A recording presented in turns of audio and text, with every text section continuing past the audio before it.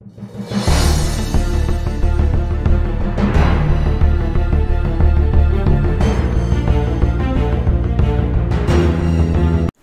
साथियों, कैसे हैं आप सब लोग। यदि आप चेक का मैटर लड़ रहे हैं और आपका वकील या आप चेक के मैटर पर ध्यान नहीं दे पा रहे हैं और वो परिवाद खारिज हो जाता है, तो ये समझ लीजिएगा कि हमेशा हमेशा के लिए आप उस केस को हार गए, आपके लाखों रुपए डूब गए। साथियों, इस पॉइंट पर एक अच्छा इंटरप्रिटेशन अक्यूज्ड के फेवर में कोर्ट से आ चुका है और परिवादी के लिए बुरी खबर इसलिए है कि यदि लापरवाह रहा वो या उसका अधिवक्ता, या उसने अपने क्लाइंट को मिसलीड करते हुए ये नहीं बताया कि तारीख कब है और अल्टीमेटली वो केस खारिज हो गया, तो किसी भी रूप में किसी भी अवस्था में उस केस को रिस्टोर नहीं कर सकते। साथियों, सबसे पहले हम समझते हैं कि इस मामले के फैक्ट्स क्या हैं, तभी हम सही निष्कर्ष पर जो है पहुंच पाएंगे। साथियों, इस केस में फैक्ट्स ये हैं कि पिटिशनर जो है उन्होंने फाइल करी petition seeking leave to appeal against the separate order dated 25/1/2019 passed by the learned munsif magistrate, whereby the complaint filed by the petitioner for dishonouring of cheque stated to have been issued by respondent number 1 was rejected. तो सबसे पहले हमें इन 4 लाइनों का जो है मतलब समझना होगा कि क्या रेमेडीज जो है वो अवेल की गई और रेमेडी जो है वो क्यों अवेल की गई। सबसे पहली बात, यहाँ पर स्पेशल लीव पिटिशन की जो है बात की गई है। इसको आप समझें कि जब भी चेक के मैटर में कोई व्यक्ति एक्विटल होता है तो वहाँ पर अपील लाया करती है ऑनरेबल हाई कोर्ट में सेक्शन 378 सब क्लॉज 4 CRPC के अंदर, जिसे हम कहते हैं स्पेशल लीव पिटिशन। अगर कोर्ट ये स्वीकार नहीं करता है तो वहाँ पर इंटरफेरेंस जो है वो पॉसिबल नहीं है। दूसरी बात, यहाँ पर कोर्ट ने चेक के मैटर को जो है रिजेक्ट कर दिया है, जो कि परिवादी के द्वारा, जो कि पिटिशनर है, अगेंस्ट रेस्पोंडेंट नंबर 1 जो है पेश की गई थी। अब ये बंदा जो है कौन है ये भी हम देख लेते हैं एक बार। इसको जो है पक्षकार बनाया गया है इन पिटिशंस के अंदर। ये है मैसर्स रजावत सिंह। ये जो है बरी हो गया एक छोटी सी लापरवाही या छोटी सी गलती से, और बंचेस ऑफ केसेस जो है ये परिवादी बगैर केस लड़े ही हार गया। इट इज सीन्स दैट, अब कारण क्या रहा, the complaints were rejected for the reason that none had been appearing on behalf of the petitioner for several days। कई पेशियों पर ना तो परिवादी गया और ना ही उसका अधिवक्ता गया। It is not disputed that the complaints has been listed on several occasions। ये फैक्ट भी अनडिस्प्यूटेड है कि जो केस हैं ये लिस्ट हुआ कहीं बार, but the petitioner remained unrepresented. ना तो वो खुद गया परिवादी और ना ही उसका वकील गया। On some occasion the matter was adjourn, कि मैटर जो है एडजॉर्न हो गया। As the counsel for the accused had submitted that the parties were attending to compromise the matter on one of the dates, it was submitted that the parties has entered into compromise। यहाँ पर जो है accused का वकील जो है खेल खेलता रहा और टाइम जो है वो किल करता रहा।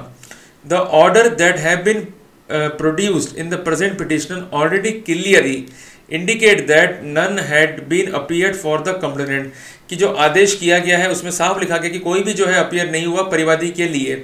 इन the impugned order the learned magistrate has noted that none had been present on behalf of complainant for the past many dates.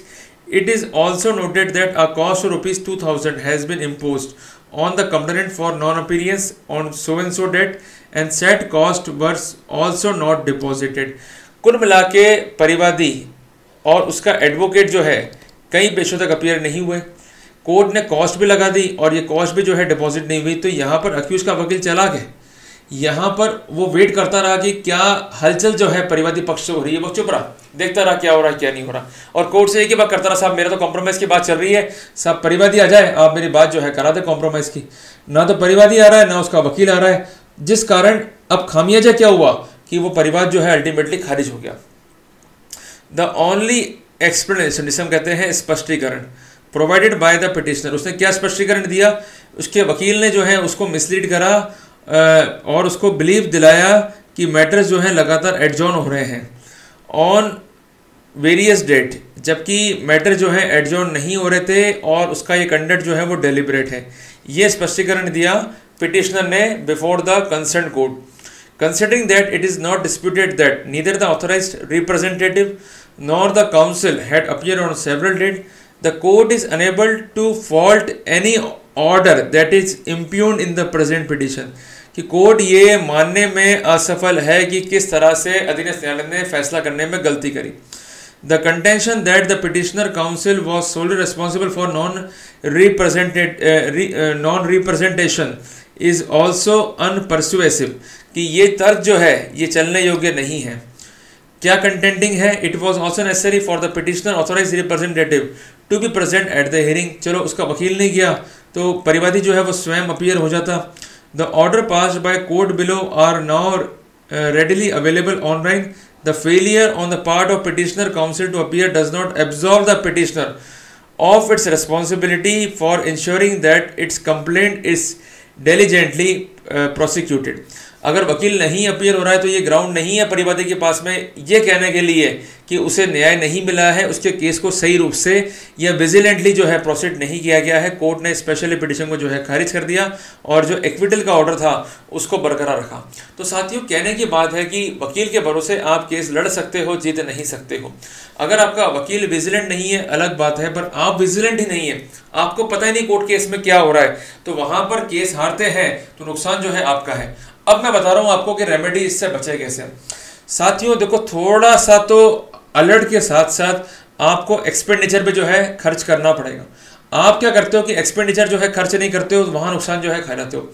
करना कुछ नहीं है, हर पेशी की प्रोसीडिंग अपने वकील से जो है ऑब्टेन कर लीजिए. उसको ये कहिए कि सर जो लास्ट पेशी में प्रोसीडिंग्स कोर्ट की हुई उसकी कॉपीज जो है मुझे लेके दे दें. इसके दो फायदे जो है आपको होने वाले हैं. अगर काउंसिल ने झूठ कह दिया कि साहब उस दिन ये हुआ था, तो वास्तव में हुआ क्या ये आपको मालूम पड़ गया.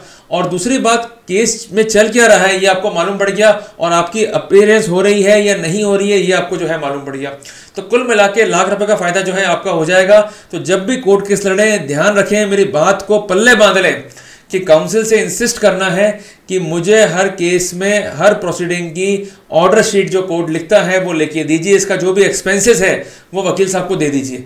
आप छोटा छोटा सरफा करेंगे, नुकसान जो है बाद में खा जाएंगे, और वो नुकसान जो है बड़ा नुकसान है. तो कुल मिला के साथियों अवेयर रहें, अलर्ट रहें, अपने राइट्स को जो है इन्फोर्स करते रहें. अगर आप जगते रहेंगे तो आप सही दिशा में केस को प्रोसीड करते हुए उसको विन जो है कर पाएंगे. तो साथियों मिलते हैं जल्दी एक नए टॉपिक के साथ में. अब तक के लिए सिर्फ इतना ही. जय हिंद, जय भारत.